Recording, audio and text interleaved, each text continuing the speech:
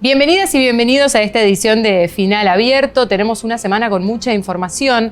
Vamos a hablar de lo que nos dejó las elecciones del pasado domingo 14 de noviembre, pero también nos vamos a dedicar a mirar desde varios lugares la salud. Por un lado, la salud mental, qué pasa después de la pandemia, pero también estamos conmemorando la semana del prematuro, así que vamos a tomarnos unos minutos para conocer en detalle qué pasa cuando llega un bebé en un tiempo inesperado. Aquí comienza Final Abierto. En este caso vamos a compartir las palabras del intendente electo de San Luis del Palmar, una de las comunas que ECO más Vamos Corrientes logró conquistar después del pasado 14 de noviembre.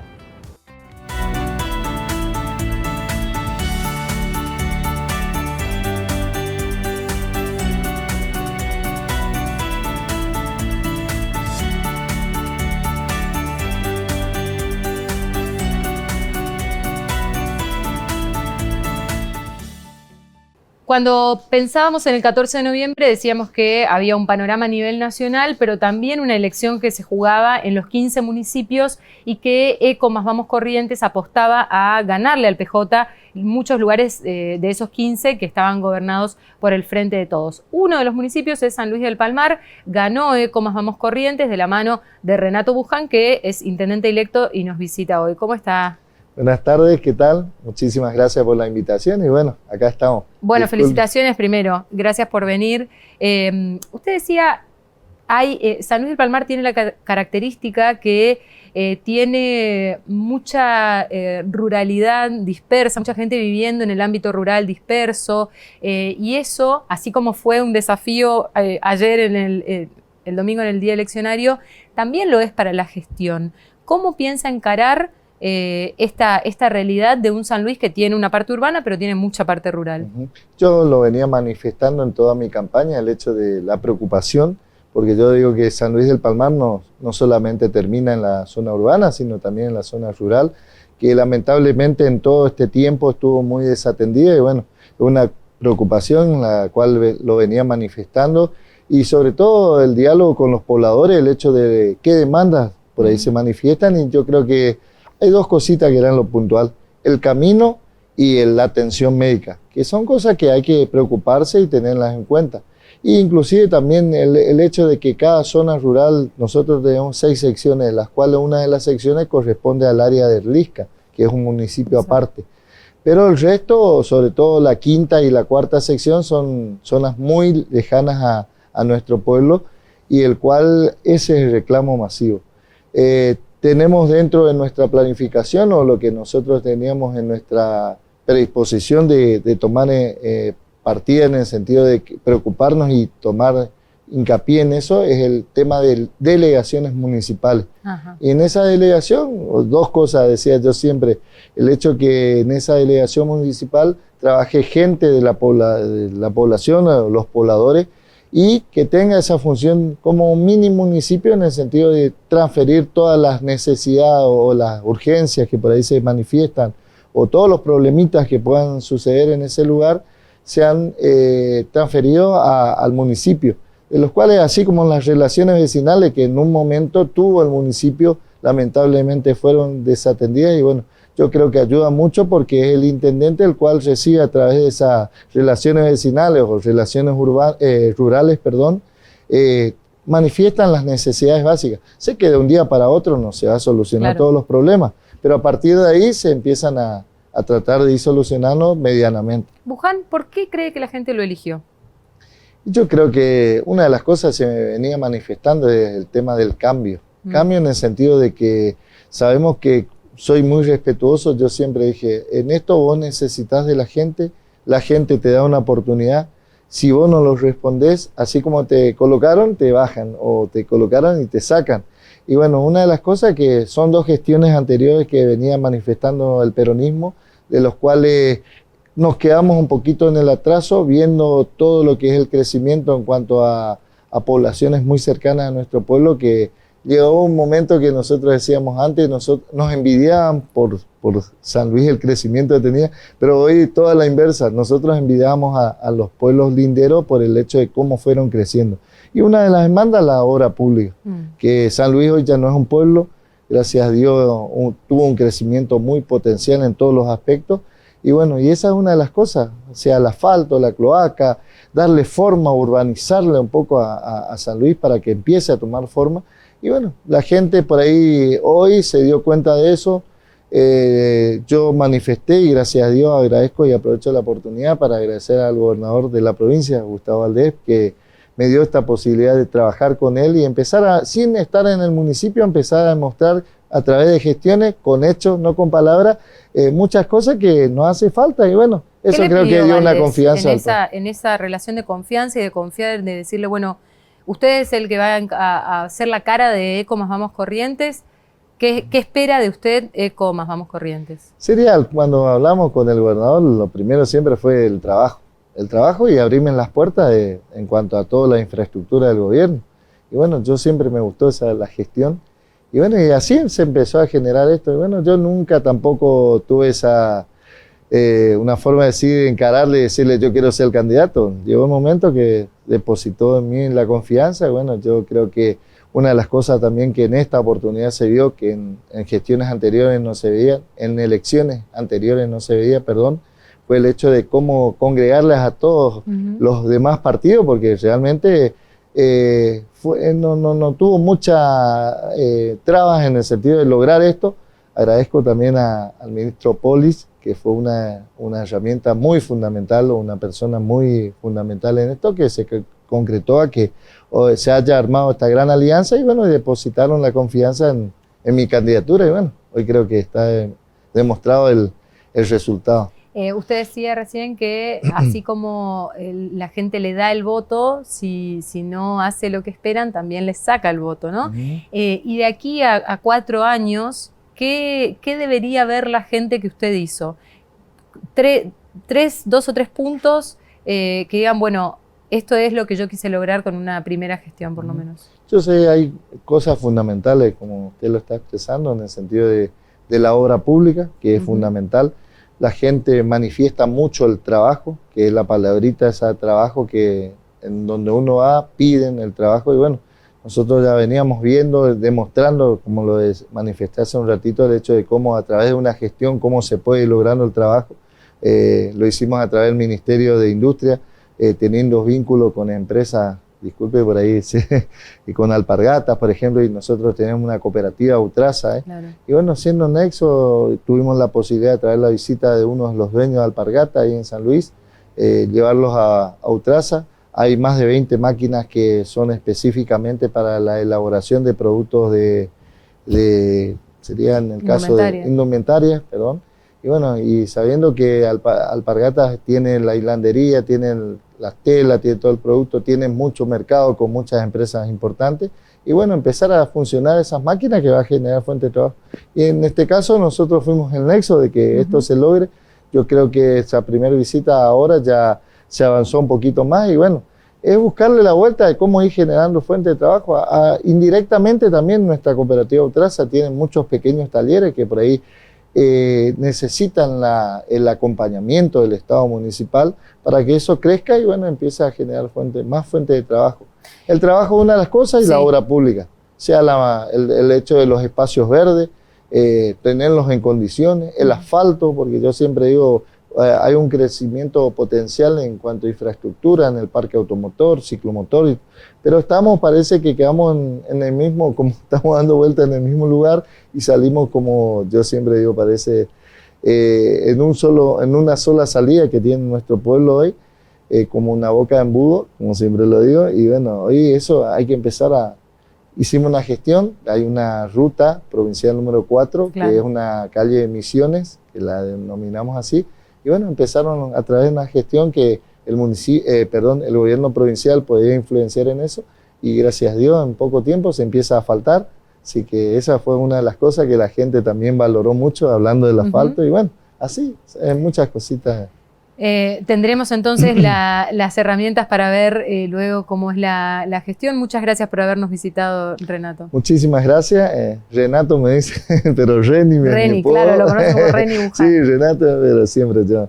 Muchísimas gracias por esta oportunidad. Yo sé que, como siempre lo manifiesto, los medios de comunicación son muy importantes y bueno, creo que no va a ser la primera y última vez en venir a visitarlo y agradezco nuevamente por esto. Gracias. Estuvimos hablando con Reni Buján, el intendente electo de San Luis del Palmar.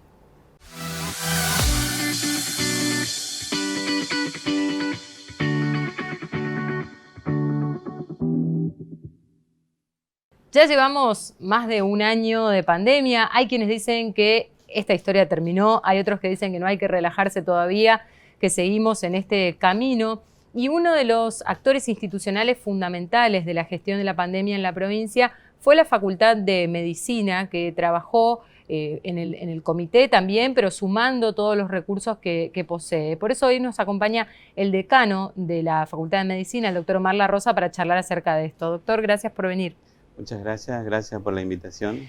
Bueno, ¿cómo es de pronto pasar de ser una institución educativa a formar parte activa y cotidianamente de las decisiones de algo tan importante como fue la gestión de la pandemia? Bueno, fue un desafío enorme. Creo que la organización de la Facultad de Medicina se puso a la altura de las circunstancias. Todos los actores tuvimos que revisar toda nuestra planificación, ser parte de la incertidumbre. La única constante era el cambio absoluto día a día. Teníamos que dimensionar las múltiples dimensiones que operaban y a partir de ahí empezar no solamente a gestionar lo que era nuestra vida institucional, sino que a su vez complementar todo lo que era la política sanitaria. Obviamente que también teníamos que empezar a aprender con todo esto y estudiar, y intensos debates hicieron a que podamos racionalizar todos nuestros recursos y dividir fundamentalmente en dos aspectos la gestión. Uno que tiene que ser estrictamente académico y otro que tenga que ser asistencial. Nuestra facultad, por suerte, ya había tomado en su lineamiento estratégico la posibilidad de generar algunos aspectos asistenciales y algunas transferencias de servicio, y ese fue el punto donde a nosotros nos adelantó y nos puso en esa posición como para poder complementarlo. Tal es así que la residencia de medicina familiar, la residencia de enfermería, de salud social y comunitaria y todos los laboratorios nuestros estuvieron a disposición inmediatamente cuando empezaron a surgir las exigencias de las demandas que aparecían en la pandemia al principio. Bueno, en todos los órdenes, ¿no? Desde el call center hasta vacunatorios, estuvieron presentes en los diferentes lugares y requerimientos que hubo, y desde ahí hasta esto que sucedió hace unas pocas semanas, que es la incorporación o el financiamiento para ampliar el laboratorio de medicina genómica. ¿Qué va a permitir eso?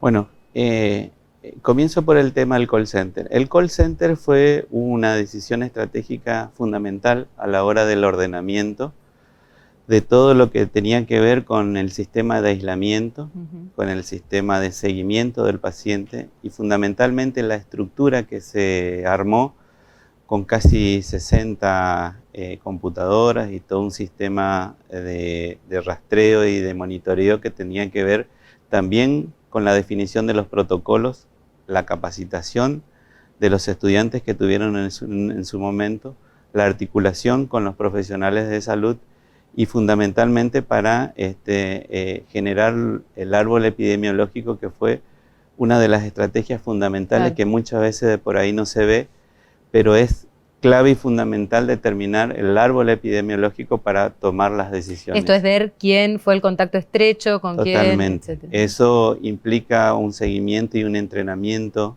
del personal que lo hace, y así también el dato relevarlo y fundamentalmente también generar un dato estadístico que nos permita segmentar la información y tomar diferentes tipos de decisiones a la hora. Eso fue fundamental. Fueron casi 250 estudiantes del último año que estuvieron en la distribución del call center en el pico máximo de la pandemia, y otro grupo de estudiantes que estuvieron en la atención primaria, en las salas de atención primaria, cubriendo justamente los déficits de profesionales que habían cuando fueron afectados todo el hospital de campaña. Eso es en un primer momento. En una segunda instancia, el laboratorio nuestro tenía un termociclador que empezó a trabajar como complemento del laboratorio central, que fue en la primera instancia, y a partir de ahí ya empezamos a estudiarlo, de que el secuenciador nuestro, que es un secuenciador de alta calidad, de alta tecnología, que nosotros veníamos trabajando para la transferencia de servicios del Poder Judicial, podíamos adaptar para ver si es que podíamos determinar las cepas circulantes. Eso fue un trabajo que nos llevó un tiempo adaptar algunas tecnologías y algunos reactivos. Tuvimos muchas interacciones con el Malbrán de manera tal de que ellos fueron monitoreando todo esto y francamente pudimos llegar a generar los patrones idénticos a los que se generan inclusive en el Malbrán, puesto que es un secuenciador de muy alta resolución y que en definitiva ahora en estos momentos se están haciendo ya acá en Corrientes la identificación de las cepas circulantes. Eso nos permite saber con más rapidez qué cepas tenemos aquí. Exactamente. Eso no hace falta trasladar las muestras a Buenos Aires, procesarlo y fundamentalmente trabajar con una cifra aleatoria que determine en qué región, en qué lugar y también qué cantidad de muestras procesarlo para a partir de ahí también sacar una información. Claro.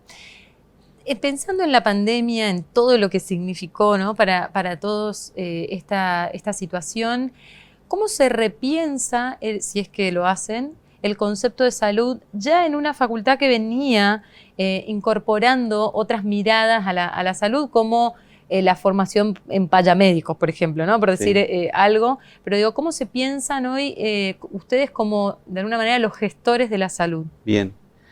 Esta catástrofe que fue, porque en definitiva fue una catástrofe, una de las secuelas más importantes que deja la pandemia es la salud mental. Y todavía no tenemos dimensión de qué cosas están apareciendo en lo que son los trastornos de salud mental y también la falta de recursos humanos que tengan que ver especialmente con la formación en salud mental. Ya antes de la pandemia, de cada 10 consultas en atención primaria, 6 eran relacionadas a salud mental. Entre ellos tenían que ver los comportamientos de los niños, tenían que ver los trastornos, las cuestiones de perspectiva de género y violencia, las adicciones, es decir, ya el sistema estaba generándose una demanda importante. Con la pandemia aún más, porque se generaron las ansiedades, la depresión. Y esta mirada que nosotros teníamos de los payamédicos, los de payabuelos y todo eso, tiene que ver justamente con el comportamiento de las conductas humanas. Hoy obviamente aparece no desde una cuestión mitológica el tema del payabuelo, sino que tienen estructuras que se van trabajando sobre los estímulos y las emociones, porque de eso se trata. Perdón, pongo ahí una pregunta de ¿cuál es el límite?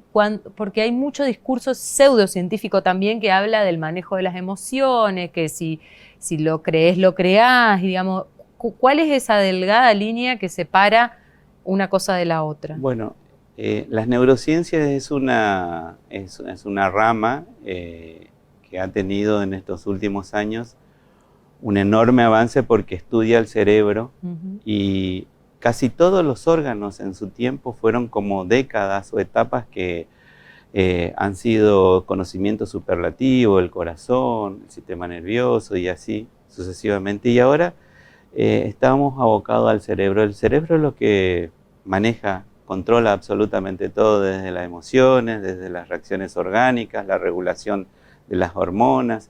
Entonces, obviamente que es un campo extraordinario y muy grande, pero han hecho adelantos enormes que tienen que ver fundamentalmente con el aprendizaje y la educación. Y ahí aparece todo lo que tienen que ver estas dimensiones que aparecen con las neurociencias y los procesos educativos, que eso sí nos genera una revisión en las normas y en las conductas y en el comportamiento del docente. Por ejemplo, los estudiantes ahora ustedes ven que duermen menos y duermen más tarde. Por lo tanto, nuestras clases que eran a las 7 de la mañana son improductivas. Claro. Entonces, todas esas situaciones son que tengan que ver con la cronobiología, es decir, con el tiempo de descanso, también con la cantidad de tiempo que un estudiante está escuchando una clase expositiva. Hoy los estudiantes está comprobado que no no tardan más de 5 minutos en una atención. Entonces una clase de 40 o 50 minutos ya es una clase que lo desaprovechan, prefiere verlo en streaming, claro, prefiere verlo en algún momento cuando ellos puedan, y trabajan sobre otras capacidades que en ese caso son las de autoaprendizaje o de estudio independiente, que en definitiva son conceptos totalmente distintos donde se centran en la administración de las capacidades del alumno y no del docente. Esas son cosas que tenemos que empezar a revisar en todos estos procesos, ¿verdad? A propósito de la formación de los estudiantes, estamos en época de inscripciones, de que los estudiantes empiezan a prepararse para el ingreso. También hubo un cambio en los últimos años. El ingreso en medicina, decíamos fuera de aire, es como un gran cuco, ¿no? Y eso fueron tratando de trabajarlo. ¿Qué se espera para esta temporada? Bueno, estos 2 últimos años se ha acelerado un proceso que nosotros veníamos consolidando, que es la combinación de las herramientas tecnológicas.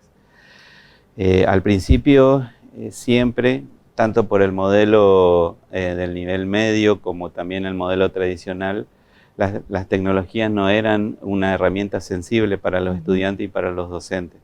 Bueno, todo este tiempo vinimos ajustando las capacidades docentes, los sistemas de evaluación, vinimos trabajando sobre métodos multiinstrumentos en el cual no determina que por una sola pregunta de una sola instancia un estudiante quede eliminado de la posibilidad de poder seguir cursando. Entonces, ese es un trabajo que lo venimos trabajando con la asesoría pedagógica y todo el campus virtual. Y los 2 últimos años, sí, aunque aparecen siempre algunos reclamos, cuando generamos las últimas instancias, que son las revisiones presenciales, tienen a la vista de que es un proceso transparente, es un proceso que está coherente, que es un proceso que está diseñado dentro de la planificación y están los estudiantes que requieren esas capacidades y que pueden seguir, claro, estudiando. Por otro lado, y aprovecho que lo tengo porque nos han visitado otros decanos aquí en el programa y hablamos de que el año que viene hay elecciones, le toca el rectorado a la provincia de Corrientes y usted suena como uno de los candidatos. ¿Le gustaría, aspira a ser rector de la universidad? Toda mi carrera universitaria, como cualquier persona, tiene aspiraciones a poder ocupar esos cargos. Yo, bueno, he tenido toda mi carrera como secretario académico, decano, y siempre estuve involucrado en los proyectos institucionales de la universidad. Por lo tanto, creo que estamos trabajando con un grupo de decanos en una línea programática de algunos puntos en comunes. No queremos poner el carro delante del caballo, por lo tanto creo que las capacidades de las personas que pueden aspirar a ese lugar tengan previamente una agenda, una hoja de ruta que podamos entre todos los decanos ponernos de acuerdo y a partir de ahí definir un candidato y a partir de ahí definir las otras instancias. Así que creo que sería, si se da esa oportunidad, obviamente que con gusto. ¿Usted se siente que está en un buen momento? Capacitado como para poder asumir el desafío. Pero también hay otros decanos que tienen exactamente las mismas capacidades que puedan acceder a ese lugar y evitando esas circunstancias que tengan que ver con algunas confrontaciones. Entonces es el punto donde vamos a trabajar en una agenda común donde cualquiera sea el que pueda llegar a conducir los destinos de la universidad pueda tener una agenda acordada previamente. Doctor, muchísimas gracias. Gracias a ustedes y gracias a la invitación. Estuvimos hablando con el doctor Omar La Rosa, decano de la Facultad de Medicina de la Universidad Nacional del Nordeste.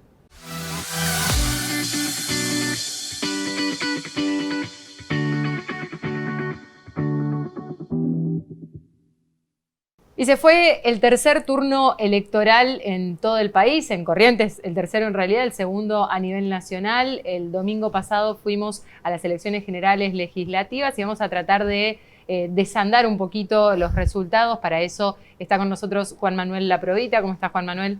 ¿Qué tal? ¿Cómo estás, Gabriela? Un gustazo. Muy bien, gracias por estar acá. Bueno, tenemos para pensar en los diferentes territorios, ¿no? que pasó, pero podríamos empezar mirando un resultado a nivel nacional. ¿Cuál te parece que es la lectura que se hace? Porque de pronto todos festejaron. El domingo a la noche todos tenían algo para festejar, con más efusividad o con menos efusividad, pero ahí hubo resultados para festejar. Y me gustaría que me cuentes qué te pareció ese mapa nacional. Sí, el mapa nacional tuvo lo que se esperaba que tenga, que es que varió en algunos puntos su color con relación a las PASO de septiembre. Algunas provincias tuvieron el mismo desempeño que ha tenido Juntos por el Cambio oportunamente, demostrando el radicalismo su territorialidad en provincias como Corrientes, como Jujuy, como Mendoza, etc. La propia oposición en Córdoba y otros desempeños muy interesantes de analizar, como pueden ser el de Formosa, el de Chaco. No me animo a decir Misiones, porque no ha tenido un resultado alentador la coalición que gobierna en esa provincia, pero sí, por ejemplo, Tierra del Fuego, algunos distritos de menor cuantía en relación a la magnitud nacional, pero que mostraron un matiz, aunque sea tenue, con relación a las elecciones de septiembre. A nivel nacional, todos festejaron, decís, y si hubo tantos festejos es porque no hubo autocríticas. ¿Quién pudo haber tenido algo para festejar conociendo que ha perdido votos con relación a lo que ocurrió en septiembre, como podemos estar hablando de Juntos por el Cambio, o por qué festeja un gobierno que en realidad pierde? Se abren ciertos desafíos, sobre todo políticos, porque ahora al gobierno le va a costar mucho más consensuar en este contexto adentro del Congreso. Sí. Esto es nada más que una muestra, un envión, un motivo de celebración, un reposicionamiento de las fuerzas hacia sus internas, pero lo que se viene es 2023 y hacia allí todavía resta ver cómo estamos parados, porque esta elección a nivel nacional no ha dejado claro cuál va a ser el rival del oficialismo en las presidenciales del 2023. Bueno, y ahí, por ese lado, ¿cómo juega... mirando o metiéndonos un poquito ya en la región, si querés, o en la provincia, ¿cómo juega el hecho de que Valdés haya tenido, otra vez haya sido el gran ganador en estas elecciones, o por lo menos cómo se lo leyó, ¿no? Porque tuvo el 59% de los votos en un tercer turno electoral en la provincia, que le sirvió a él personalmente, más que a toda su estructura, para posicionarse o para mostrarse a nivel nacional. Sí, le retribuye a Valdés otro sello en su pasaporte. Es una elección que ha sido la que menos le costó, y que aún así le ha significado una merma en el caudal de votos a Encuentro por Corrientes. Tenemos que decir que en la provincia el Frente de Todos logró 6.000 votos más comparado con lo que ocurrió en septiembre. Esos 6.000 votos, bueno, podemos decir a qué se deben o en algún análisis un poco extenso, pero pudimos ver de septiembre a esta elección que hubo un cambio en las estrategias de campaña. Valdés se posiciona a nivel nacional, despertando aquí críticas, claro, como ha ocurrido en el acto de cierre del Frente de Todos, y el Frente de Todos se desnacionalizó. Solamente vino Juanchi Zabaleta, interventor del Partido Justicialista, a un acto en Santa Lucía, y puso en marcha atrás su discurso nacional. Incluso han trascendido pedidos específicos de los referentes del Frente de Todos en la provincia para que no vengan, claro, funcionarios de Alberto Un poco Fernández. Escuchando esto de, bueno, necesitamos un PJ o un Frente de Todos que tenga un proyecto provincial, que no sea solamente una sucursal de lo que pasa a nivel nacional. Tardaron mucho en darse cuenta y tarda mucho el PJ en realizar una autocrítica. Si el Partido Justicialista o el Frente de Todos está en la situación que está, es justamente porque no tiene debate interno, porque no tiene autocrítica, porque le ofrece al oficialismo, aún con sus propios errores el oficialismo, herramientas que le hacen más fácil todo el trámite electoral a Valdés. Vos decís que Valdés y Eco Más Vamos Corrientes tuvieron el caudal de votos que tuvieron porque del otro lado no hay una oposición fuerte. fuerte. No hay una oposición fuerte, no hay un liderazgo, no hay una autocrítica. Por el contrario, terminamos la elección del 29 de agosto con Martín Barrionuevo diciendo que ahí empezaba su carrera, algo insólito teniendo en cuenta que había perdido por mucho. No hubo una sola autocrítica, no hay ni siquiera un atisbo de cuándo podría haber una elección interna. El Partido Justicialista y el Frente en su conjunto se han demostrado con una autoestima absolutamente bajo, casi sin autoestima, diría yo, y eso redunda también en que se convierte en una expresión endogámica de la política correntina, y no es sano, para nada es sano que haya una hegemonía tan extensa y tan sólida como la de Encuentro por Corriente, con la preeminencia radical, con un mayor pulso en su entusiasmo nacional. Esto es una carta que se está jugando Valdés y que le ha resultado bien, porque por primera vez en mucho tiempo el radicalismo tiene 2 senadores nacionales, tiene los diputados nacionales con los que puede contar. Después diremos qué rendimiento tienen. Claro. Nos ha pasado con Regidor, nos ha pasado con Dindar, de que ha sido bochornoso el desempeño de los legisladores nacionales del radicalismo en algunas ocasiones, o también otros que no... Sin penas ni gloria. Claro, no constituyen. Y en este sentido, vos decías recién la falta de autocrítica o lo lento que es el PJ para poder hacer estos procesos, y esto también tiene un resultado, tiene una consecuencia en las últimas elecciones, que es la pérdida de municipios que hasta ahora estaban gobernados por el PJ. Pero más allá del hecho de en sí el resultado, me gustaría que pensemos cómo juega o cómo va a impactar eso en la construcción de un futuro del PJ, digamos, de poder decir, bueno, de esta nos levantamos como cuando perdés territorialidad. Si bien conservaron caudal por ahí, pero perdieron, bueno, unas cuantas comunas que eran gobernadas por ellos, ¿no? Perdió territorio el Partido Justicialista. Yo no me animo a adjudicarle a un factor ni siquiera transversal de por qué se perdió en determinado territorio. Cada territorio tiene sus particularidades. Podemos decir que sí ha sido exitosa la gestión municipal de Tinchoascúa, ha tenido mucho vínculo con la nación, ha sido exitosa la de un aliado, pero es el único aliado del Partido Justicialista que gana una elección, como es Emiliano Fernández Recalde. Sí. El único aliado. Es el único aliado. Ahí voy con esto de que es endogámico el Partido Justicialista, de que pierde tanta autoestima que no se anima ni siquiera a generar un acuerdo territorial en un municipio donde podría salir ganador. Esto al Partido Justicialista, por supuesto que se le hace mucho más cuesta arriba, pero sin una elección interna y sin una definición de sus propios liderazgos lo convierte en una expresión minoritaria de la política en Corrientes. Fíjate que hay una sobrerepresentación de determinadas líneas internas del justicialismo, del peronismo en las listas, y una infra o nula representación de otras tantas líneas con igual desarrollo político. Que fue una gran un intento de discusión cuando se sentaban en las primeras mesas, antes incluso del 29 de agosto, pero que no tuvieron resultado después, ¿no? Resultado. Digo, cuando recién llegó Zabaleta, por ejemplo, que había hablamos con todos, pero después no... Claro, se jugó a la unidad y fue una unidad falsa porque es lo que es el mensaje que te muestran las boletas, las listas. ¿Y de dónde se reconstruye? ¿De qué cenizas vuelve a surgir el PJ? ¿Camau queda como el líder? Camau no es precisamente un dirigente peronista, ni tiene carisma peronista, ni tiene militancia peronista. Creo que él mismo ni se reconoce, ¿no? Ni siquiera lo reconoce. Yo no puedo reconocer en Camau una persona que pueda ser el factor de una construcción en el Partido Justicialista. Sí considero que le hace falta una convocatoria interna, tiene que haber una elección interna, no tiene que haber unidad, eso es muy perjudicial. Es valioso lo que ha hecho Alejandro Carlen y eso es lo que me parece que moviliza al partido como lo ha movilizado en otras oportunidades y puede ser el factor de la reconstrucción. Desaprovecha el justicialismo correntino la enorme posibilidad que tiene con un gobierno nacional del mismo signo político,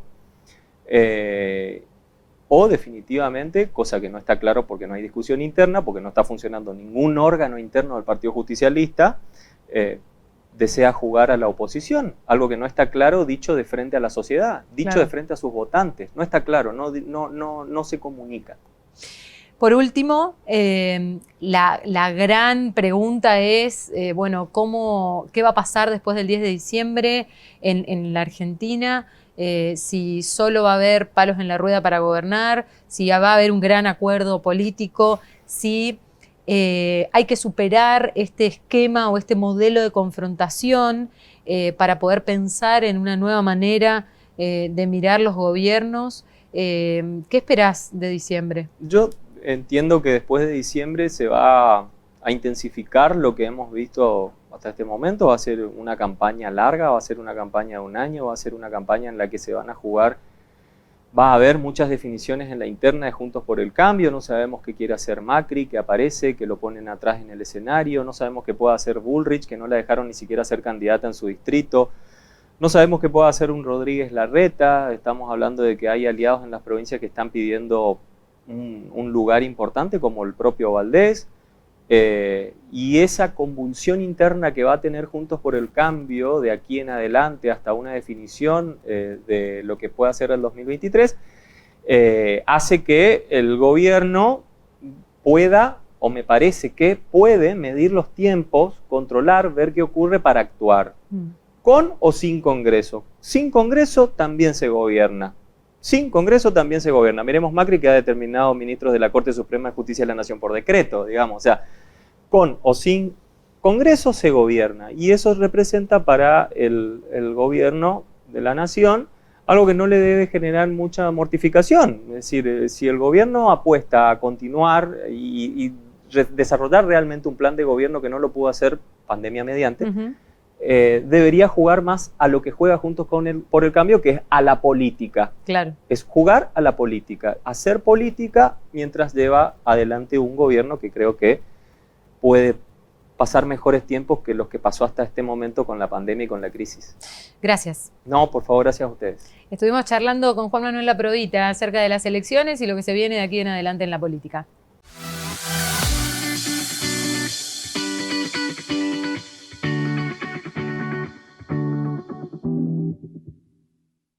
Varias veces dijimos que la pandemia dejó también una gran consecuencia en la salud mental, y parte de eso se trabajó y se trabaja en el Hospital de Campaña. Por eso hoy nos visita la jefa del Departamento de Salud Mental del Hospital de Campaña y además presidenta de la Sociedad de Psiquiatras de Corrientes. Nadia Bachuk, gracias por venir. No, al contrario, un placer. Gracias por la invitación. Bueno, desde la Organización Mundial de la Salud para abajo, todos dicen: atención, que la otra pandemia o la otra epidemia es la de salud mental. ¿Qué empezamos a ver, más allá de las mismas personas que tuvieron COVID, del resto de la sociedad? ¿Cómo enfrentamos y por qué una epidemia de salud mental? En realidad porque nos enfrentamos de sopetón a una cuestión absolutamente incierta. Incertidumbre y salud mental no van de la mano. Claro. O sea, los seres humanos necesitamos un cierto margen de certeza como para poder no estresarnos. O sea, lo que estresa es no tener la certeza de nada, y fue como todo incierto. O sea, absolutamente todo incierto y por mucho tiempo. Entonces, lógicamente, que la salud mental se vio afectada en ese momento, y en realidad ya la Organización Mundial de la Salud viene hablando de salud mental desde hace mucho tiempo. De hecho, creo que la última vez que se proclamó fue en Hablemos de Depresión, por el tema de la depresión, sí, y de los suicidios y demás. Y bueno, al poco tiempo de eso empezó lo del COVID, que obviamente aislamiento, incertidumbre, sin saber qué va a pasar, si te podés morir, si alguien te va a atender, si hay vacunas, si no hay vacunas, si podés salir, si vas a perder tu trabajo, vas a poder seguir, qué va a pasar con tu familia. O sea, esas mínimas certezas también estaban puestas en duda, ¿no? Por supuesto. ¿Y cómo fue construir un espacio de salud mental en medio de toda esa incertidumbre? Construir en el Hospital de Campaña alguna certeza, ¿no? ¿Cómo fue dar la mano a los otros en medio de esas incertidumbres? Lo que pasa es que hay una confusión. Certeza no es que yo te diga qué es lo que va a pasar y que yo te pueda garantizar eso. Es que yo te pueda dar un marco de seguridad, algunas garantías mínimas. qué sé yo, si te internás, vas a estar bien asistido. O sea, yo no te estoy diciendo no te vas a internar, pero vas a estar bien asistido. Si se interna tu mamá, vas a poder verla. Para nosotros fue todo un tema que los familiares ingresan al hospital. Si parte de hecho, de este al plan, principio no se podía y después no se se habilitó podía. para los... Nosotros muy rápidamente lo logramos, o sea, pudimos fundamentarlo y siempre, o sea, el Hospital de Campaña de Corrientes siempre los familiares ingresaron tanto para pacientes que estaban en situación crítica como para despedidas dignas de pacientes fallecidos, digamos. Que también, o sea, independientemente que uno no garantiza la vida, porque la vida no está garantizada y eso ya lo sabemos, sí el proceso, o sea, cómo va sucediendo todo, el transcurrir, tiene que ver con esto de algún marco de certeza. Y realmente nosotros trabajamos mucho en la prevención. Dijimos, si nosotros esperamos que venga la segunda ola, ya las personas van a estar afectadas. Sobre todo, a ver, atendimos un grupo poblacional de mucho riesgo, tanto los internados como los familiares de los internados, de mucho riesgo de tener trastornos psíquicos, digamos. Así que bueno, nos ocupamos de acompañarlos, escucharlos, atender por ahí las cuestiones de estrés que se disparan y de ansiedad que en realidad no tienen mucho que ver con cuestiones que puedan suceder, sino que ya son patológicas. Bueno, el mundo se va a destruir, ya voy a perder toda mi familia, seguramente yo también me voy a morir, o sea, como que se dispara todo. Bueno, ahí hay algo, hay como una condición predisponente, o sea, el que tenía las herramientas pudo hacerle frente y el que no las tenía, bueno, se las vio en un momento crítico. Bueno, siempre, o sea, yo siempre digo, cuando uno fuerza el motor del auto es cuando realmente te das cuenta en qué condiciones está el auto. O sea, si vos vas a andar a 30, no vas a notar que el auto tiene dificultades. Ahora, si lo pones a 100, a 200, a 300, ahí te das cuenta que realmente el auto tiene dificultades. Y yo creo que en la esfera de la salud mental, en la esfera de la salud física, o sea, de la salud en general, es como que cuanto uno más pone presión digo, ¿no? Estrés, qué sé yo, exceso de alimentación no saludable, no hace actividad física, o se pone como en una situación de mucha tensión, y bueno, ahí sí es como que ya lo que no tenés, no te acompaña para poder subsanar, digamos, las cuestiones que se te representan como desafíos, porque esto fue un desafío. ¿Cómo se reconstruye o se higieniza a partir de ahora? O sea, ¿cómo volvemos a tratar de estar en un marco de tal vez un poco más de certezas o cómo salimos de esto en términos de salud mental también? Yo creo que las certezas ya están a la vista, las vacunas son eficaces.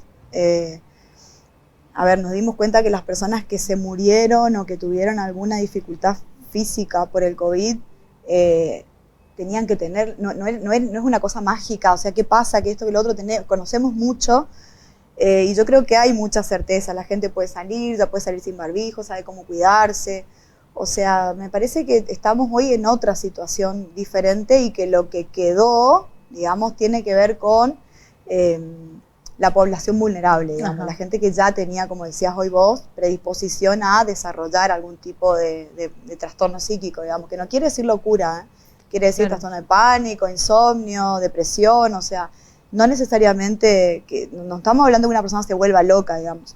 Y sobre todo, creo que lo que nos deja la pandemia es una incidencia altísima de consumo de sustancias y alcohol. Además de las cuestiones relacionadas con el estrés. Porque tenemos como dos grupos de población, la gente que tuvo COVID y la gente que no, porque hay cuestiones relacionadas con, digamos, expresiones neuropsiquiátricas de pacientes que tuvieron COVID. Claro. O sea, que el COVID es un virus muy neurotrófico, o sea, afecta a las neuronas y genera cambios. Y después, cuestiones relacionadas con lo vivencial, aunque vos no hayas tenido COVID, estuviste metida dentro de este escenario. Y al menos te preguntaste qué estuve haciendo yo en mi vida hasta ahora y qué quiero hacer de mi vida a partir de ahora, por ejemplo, ¿no? Y eso puede disparar. Todo el tiempo. Hoy decías vos, ¿cuándo vamos a volver? Yo no sé si vamos a volver. Yo creería que no. Claro. O sea, que no quiere decir que sea algo malo, ¿no? Yo creo que no sería saludable pensar el mundo o pensar la vida como la pensábamos antes de esto, digamos, de esto que arrasó a todo el planeta Tierra. O sea, no, yo creo que todo el mundo piensa mejor qué amigos tener, qué vale la pena, con quién contás. Claro. O sea, realmente te diste cuenta en la pandemia con quién contás, con quién tenés más afinidad, qué es lo importante para vos. O sea, yo creo que un montón de gente, no solo por haber tenido COVID, sino por haber estado cerca de alguien que se murió, que la pasó mal, o que estuvo al borde de la muerte, ya sea un amigo, un familiar o lo que sea, necesariamente tuvo que haberse replanteado un montón de cosas. La mayoría, hay gente que nos pasa por la vida, como dice Serrat, pasa por el tubo y no se plantea nunca nada, pero claro, en general yo creo que es suficiente disparador como para sacudir y empezar a pensar, hacer como una evaluación más de fondo de todo. Y yo creo que quedó más, en esta pandemia quedó muy de relieve esta cuestión de qué es la salud mental. Y la salud mental, siempre yo digo, son las 3A. O sea, autonomía, adaptación y amor. O sea, si a vos te falta alguna de esas 3, vos no puedes tener salud mental. Entonces, si yo no me adapto a lo que está pasando, por más tiempo que me lleven, puede llevar un poquito más de tiempo, un poquito menos, pero tengo que lograr adaptarme. Tengo que lograr adaptarme, no comer carne si un día no hay más animales. O sea, claro, no sé, plantaré algo que tenga proteínas. O sea, la historia de la humanidad tiene que ver con la adaptación.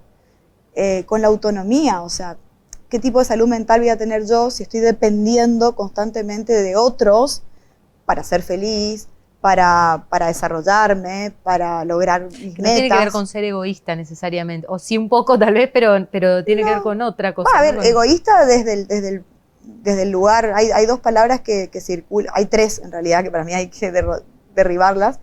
Una es la cuestión de la normalidad, cuando empiezan, viste, que sos normal, que no sos normal, y normal es como es la mayoría de la gente. O sea, eso no quiere decir, la mayoría de la gente puede no ser sana, claro, y eso no quiere decir que vos seas sano. O sea, normal no es sinónimo de salud, siempre lo digo. Después la cuestión de la culpa, o sea, la culpa bien entendida es, bueno, vas, matás, o vas, chocás, vas, robás, y tenés que sentir culpa, porque si no serías un psicópata, digamos. Claro. Tenés que sentir culpa y tener arrepentimiento de lo que hiciste.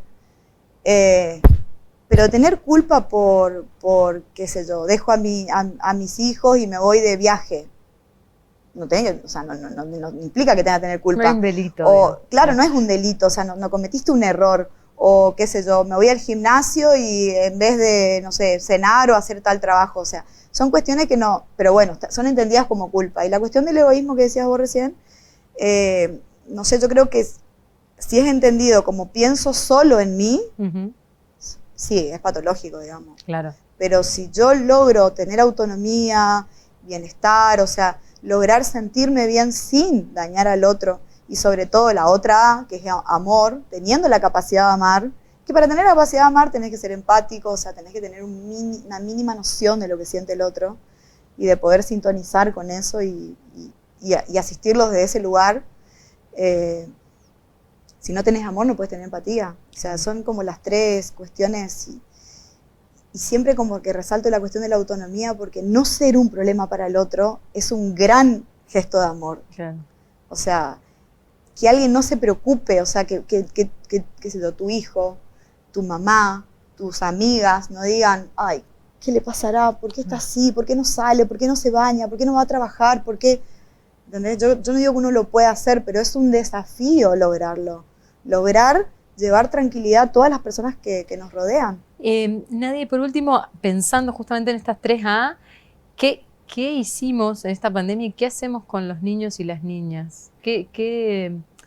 Mucho hablamos, ¿no? De que los encerramos más que nadie, que les mostramos una cantidad de cosas por ahí poco saludables, diría mi hijo, para esta situación. Y yo ahí te duplicaría la apuesta. Yo digo, ¿qué venimos haciendo con los niños y las niñas? Desde antes de la pandemia. Sí, tal cual. La verdad es que, a ver, yo atiendo muchos adolescentes. Bueno, en general es como, bueno, ellos como que me dijeron a mí no sé si me gustaba tanto, pero bueno, en definitiva me quedé con adolescentes siempre. Y entonces, bueno, es la cuestión obligada, ver a los padres, a los hijos, hasta que empecé a hacer entrevistas indirectas, o sea, cruzadas, de formularios. Entonces escribía, bueno, ¿cuál es tu color preferido? ¿Quiénes son tus 3 mejores amigos? ¿Cuál es la película que más te gusta? Y no saben nada los padres de los chicos. O sea, no digo todos, pero digo muchos. O sea, a un nivel preocupante. Claro. No van a los lugares donde van los padres. No van los padres acompañados de sus hijos, qué sé yo, al trabajo, a una reunión de amigos. Entonces como que los chicos por allá y los padres por acá. Y esto no es algo que tenga que ver con la pandemia. O sea, sí se profundizó la cuestión de que los niños sociabilizan entre sí o con sus abuelos. Pero me parece que fue un hecho histórico que obligó a los padres a estar con sus hijos dentro de la casa, hacer las tareas, hacer esto, hacer lo otro, que bueno, puso de los pelos a los padres, digamos, y también a los chicos, pues en realidad no se conocen. Y para mí, o sea, yo siempre digo, es la mejor inversión. A veces, a ver, uno no lo hace porque no quiere a los hijos, ¿eh? O sea, quiero que se entienda, ¿no? Uno lo hace porque socialmente funcionan así las cosas ahora. Es como que estar con tu hijo es poco serio, este es un ambiente laboral, ¿qué haces? O sea, en vez de decirle, qué sé yo, sentate ahí, espera que termine, entonces sabe lo que vos estás haciendo, entiende, juega, hace un rompecabezas. Entonces es como que está familiarizado con vos y vos familiarizada con él y sabés lo que hace, qué le gusta. No es separar. Y la verdad es que uno trabaja mucho tiempo al día. Y fuera del trabajo también hace deporte, y fuera de los deportes también está con amigos. ¿Y cuándo es el momento para los hijos? O sea, es para pensarlo y para entenderlo como una inversión. Estar con tus hijos y que obviamente no impulsarlos a sociabilizar, que yo creo que los chicos lo hacen naturalmente, o sea, no tenés que decirle, anda con aquellos nenitos a jugar, o sea, los chicos lo hacen solos, no sociabilizan con los padres, me parece. Y en la adolescencia se nota. Menos. Muchas gracias. No, de nada, un placer. Estuvimos hablando a propósito del gran universo que es la salud mental. Quedan muchas puertas abiertas, pero también muchas preguntas, ¿por qué no? Para que sigamos hablando acerca de esta cuestión. Lo estuvimos haciendo con la doctora Nadia Bachuk.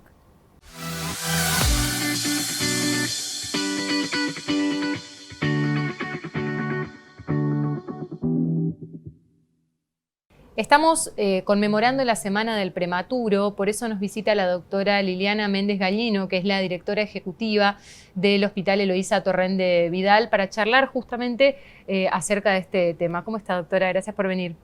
Gracias por invitarme. Yo estoy muy bien y muy feliz porque se está tocando un tema que me es muy caro a mis afectos, dado que soy neonatóloga, así que... Sí, es un momento... La Semana del Prematuro para nosotros es algo muy movilizador.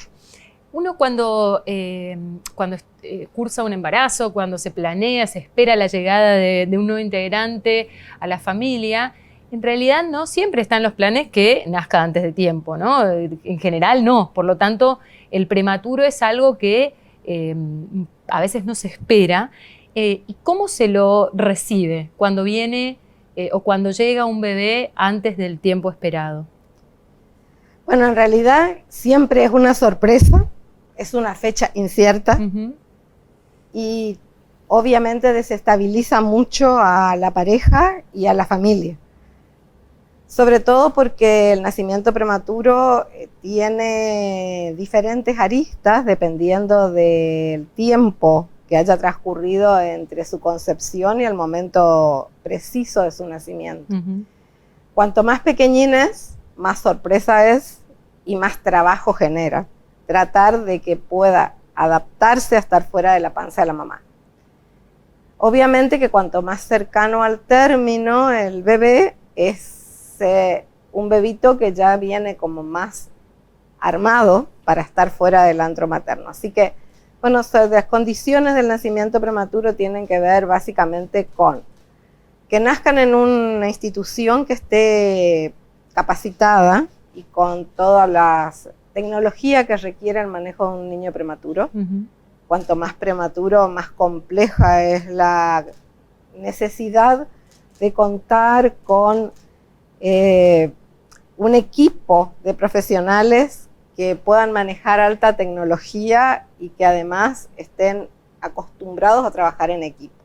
El neonatólogo no puede trabajar solo, es un equipo de gente trabajando en conjunto de manera sincronizada, que hace posible que la llegada del prematuro sea lo menos traumático para ese niño que está naciendo cuando no debe nacer.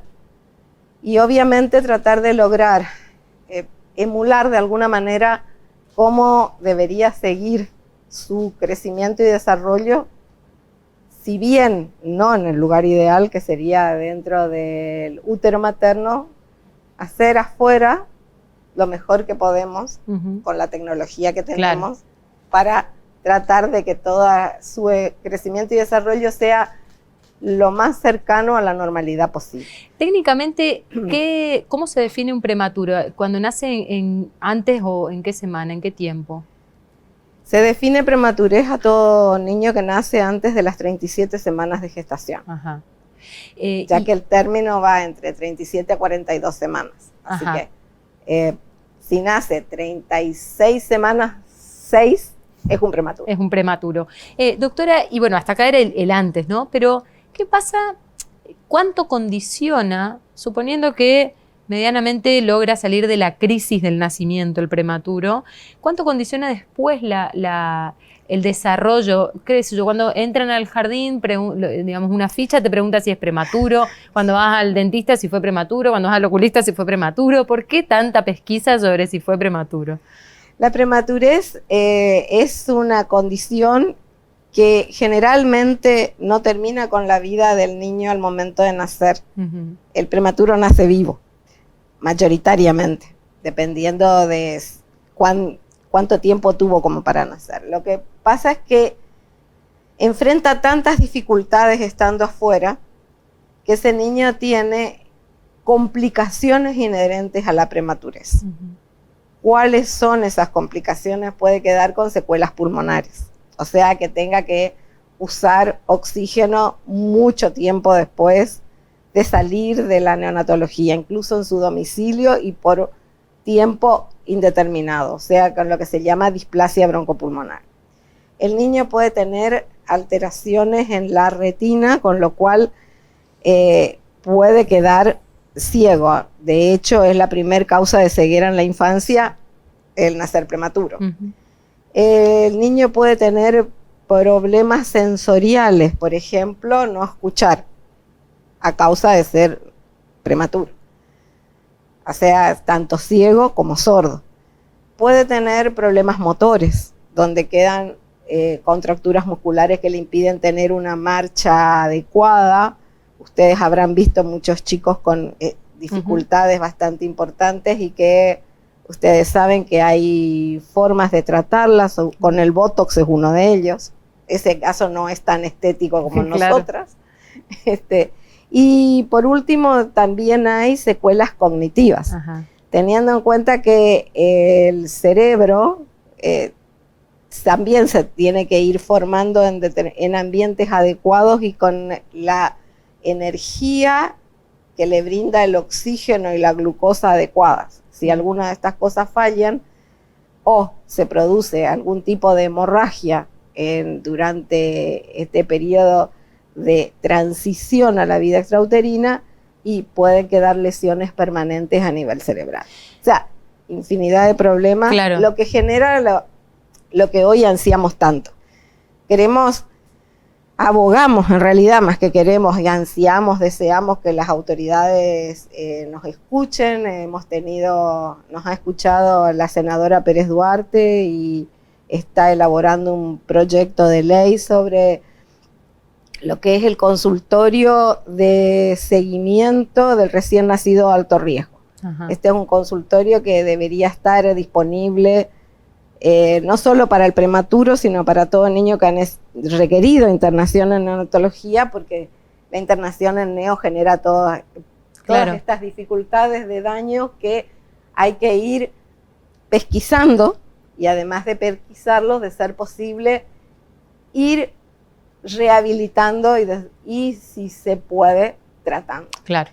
Esto es una tarea ardua que nuestro consultorio de seguimiento, el que tenemos en la maternidad, asiste el control de nuestros pacientes egresados de la maternidad desde el día 0 que egresan hasta los 6 años.